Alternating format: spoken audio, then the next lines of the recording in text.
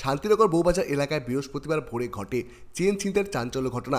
এক মহিলা বাইরে আবর্জনা ফেলতে বেরোতেই বাইকে আসা দুই যুবক তার গলার সোনার হার ছিনিয়ে নিয়ে চম্পট দেয়। পুলিশ সিসিটিভি ফুটেজ খতিয়ে দেখে দুষ্কৃতীদের খোঁজে তল্লাশি শুরু করেছে।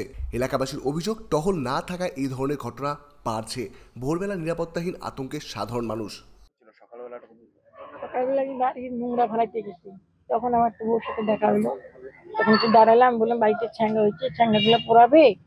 এর মধ্যে ওদিকে কথা বলতে বলতেই ওরা আসলো, আইসা আমার গলার মধ্যে ধরলো। তখন আমি কিরে কিরে কিরে কিরে এরকম বললাম, ও টান দিয়ে নিয়ে গেল জিনিসটা। আমি বললাম যে দেখো আমার জিনিস, মালা নিয়ে গেলো, মালা নিয়ে গেলো।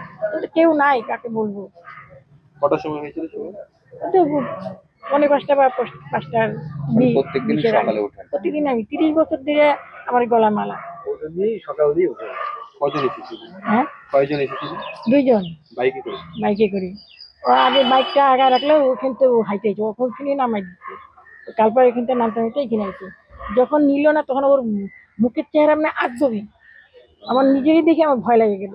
ওকে যে কিছু করবো বা কিছু বলবো সে শক্তি আমি পাইলাম না মুখটা দেখি। মনে হচ্ছে নেশা করেছিল।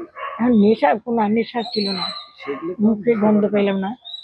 শোনা ছিল, সোয়াবড়ির মতো ছিল, একবারের উপরে একটা লকেট আছে। আবার মানে বাড়িতেও সুরক্ষিত নেই এখন।